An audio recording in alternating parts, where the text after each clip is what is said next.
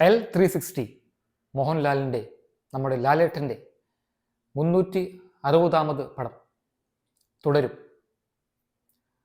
മോഹൻലാലിൻ്റെ magic, KR സുനിലിൻ്റെ scripting brilliance, Tarun മൂർത്തിയുടെ directorial excellence. Hi, this DTH.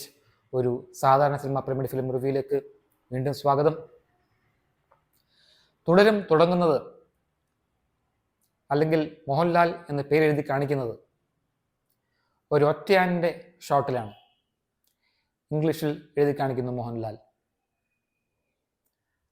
Last ലാലേട്ടൻ തിരിച്ച് നടക്കുമ്പോൾ മലയാളത്തിൽ മോഹൻലാലിനെ എഴുതി കാണിക്കുന്നു. ഗൂസ്ബംസ് ഉളവാക്കാൻ സ്ലോ മോഷനോ, ഗിമിക്സോ, എക്സ്പ്ലോഷനോ, കോട്ടോ സൂട്ടോ ഒന്നും ആവശ്യമില്ല എന്ന് തെളിയിക്കുന്നു തരുൺ മൂർത്തി. ഈ സിനിമയുടെ ബാക്ക്ഡ്രോപ്പായിട്ട് വരുന്നത് ഒരു കാടാണ്, വനമാണ്. അതിലെ കുറച്ച് മൃഗങ്ങളായി വേണമെങ്കിൽ ഈ കഥാപാത്രങ്ങളെ കാണാം. കാട്ടിലെ രാജാവ് സിംഹമാണോ അതോ ആനയാണോ? തരുൺ മൂർത്തിയുടെ ആദ്യത്തെ സിനിമ സൗദി വെള്ളയ്ക്ക് എനിക്ക് വളരെ വളരെ ഇഷ്ടപ്പെട്ട പടങ്ങളിലൊന്നാണ്. It was close to a classic. അദ്ദേഹത്തിൻ്റെ സെക്കൻഡ് ഡയറക്ടോറിയൽ വെഞ്ചറായ തുടരും ഒട്ടും ഡിസപ്പോയിൻ്റ് ചെയ്യുന്നില്ല എന്ന് മാത്രമല്ല, വളരെ വളരെ മികച്ച ഒരു ചിത്രമായിട്ട് എനിക്ക് തോന്നി, എനിക്ക് അനുഭവപ്പെട്ടു. ആ സിനിമയുടെ, തുടരും എന്ന സിനിമയുടെ ഏറ്റവും വലിയ ശക്തി അതിൻ്റെ തിരക്കഥ തന്നെയാണ്. അതിന് KR സുനിൽ അഭിമാനിക്കാം. മോഹൻലാൽ ശോഭന കൂട്ടുകെട്ടിൻ്റെ ഒരു വൻ തിരിച്ചുവരവാണ് ഈ പടം. പക്ഷേ ശോഭന അണ്ടർ യൂട്ടിലൈസ്ഡ് ആയിട്ട് തോന്നി എനിക്ക്. പടത്തിൻ്റെ തുടക്കം, അതായത് ഒരു 20-25 മിനിറ്റ് ഇഷ്ടംപോലെ റെഫറൻസസ് ഉണ്ട് മോഹൻലാൽ പടങ്ങളുമായിട്ട്. നൊസ്റ്റാൾജിയ തരുന്ന രീതിയിലുള്ള കുറേ ഷോട്ട്സ്, കുറേ മൊമെൻറ്റ്സ്, കുറേ ഫ്രെയിംസ്. അത് ഇച്ചിരി കൂടിപ്പോയി എന്ന് എനിക്ക് തോന്നി. ഒന്നാമത്തെ കാര്യം, ഡയലോഗ്സിലൂടെ ഒരുപാട് റെഫറൻസസ് ഉണ്ട് പല പല പടങ്ങളുമായിട്ട്.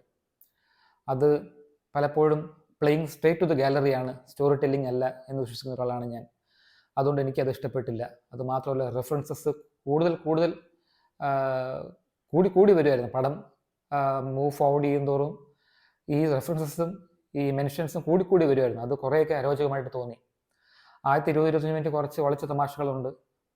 മോഹൻലാലിൻ്റെ കുറച്ച് പത്തറ്റിക് അഭിനയങ്ങളൊക്കെ ഉണ്ട് തുടക്കം.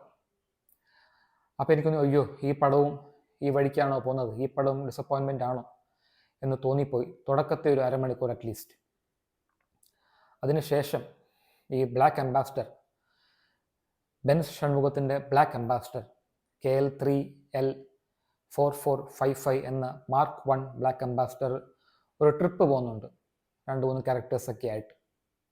ചെറിയൊരു ട്രിപ്പ്. അവിടെ മുതൽ ഈ കഥ മാറുകയാണ്. ഈ സിനിമ വേറൊരു തലത്തിലേക്ക് ചെന്നെത്തുകയാണ്. ജെക്സ് ബിജോയുടെ BGM തകർപ്പനാണ്. ഇൻ്റർവെൽ സ്ലോട്ടിൽ ജെക്സ് ബിജോയ് കസറുന്നുണ്ട്. ആ കളേഴ്സും സിനിമാറ്റോഗ്രഫിയും എഡിറ്റിങ്ങും ജെക്സ് ബിജോയുടെ മ്യൂസിക്കും ആ ഒരു സീനിൻ്റെ ടെൻഷനും ഇടവേളയ്ക്ക് ശേഷം, അതായത് തുടരും എന്ന് എഴുതി കാണിക്കുന്നതിന് ശേഷം ഈ സിനിമ മേളിലേക്കൊരു പോക്കാണ്. The movies second half is riveting. അതിൻ്റെ മെയിൻ സംഗതി ഡയലോഗ്സും സ്ക്രിപ്റ്റും സ്റ്റോറി ടെൻഷനുമാണ്. അതായത് നമ്മളെ എഡ്ജ് ഓഫ് സീറ്റിലിരുത്തുന്ന, അല്ലെങ്കിൽ നമ്മുടെ സ്റ്റമക്ക് ചേണിങ് ആയിട്ടുള്ള കുറച്ച് മൊമെൻറ്റ്സ് പിന്നീട് വരുന്നുണ്ട്. നമ്മൾ അയ്യോ അങ്ങനെ ആവരുതേ, അങ്ങനെയാണോ എന്നൊക്കെ പേടിക്കുന്ന, കഥാപാത്രങ്ങൾക്ക് വേണ്ടി ശരിക്കും പേടിക്കുകയും കഥാപാത്രങ്ങൾക്ക് വേണ്ടി ആലോചിക്കുകയും ക്യാരക്ടേഴ്സിന് വേണ്ടി റൂട്ട് ചെയ്യുകയും ചെയ്യുന്ന മൊമെൻറ്റ്സ് പിന്നീട് ഒരു ഘോഷയാത്രയാണ്. മോഹൻലാലിനെയും ശോഭനയും കൂടാതെ പ്രകാശ് വർമ്മ, അതെ, നിർവാണ ഫിലിംസിൻ്റെ പ്രകാശ് വർമ്മ അഭിനയിക്കുന്നുണ്ട്. അദ്ദേഹം അഭിനയിച്ച വേറെ പടങ്ങൾ എനിക്കറിയത്തില്ല, അദ്ദേഹത്തിന് ആദ്യത്തെ പടമാണെന്ന് എൻ്റെ വിശ്വാസം. പ്രകാശ് വർമ്മയ്ക്ക് അഭിനയിക്കാൻ കഴിയുമെന്നും അതും ഈ ലെവലിൽ അഭിനയിക്കാൻ കഴിയുമെന്നും ഞാൻ വിചാരിച്ചില്ല, പ്രതീക്ഷിച്ചില്ല. തകർപ്പൻ, മോഹൻലാലുമായി കിടപിടിച്ച് നിൽക്കുന്ന അഭിനയമാണ് പ്രകാശ് വർമ്മയുടേത്. ഗംഭീരം എന്ന് പറഞ്ഞാൽ ഗംഭീരം, അത്യുഗ്രൻ.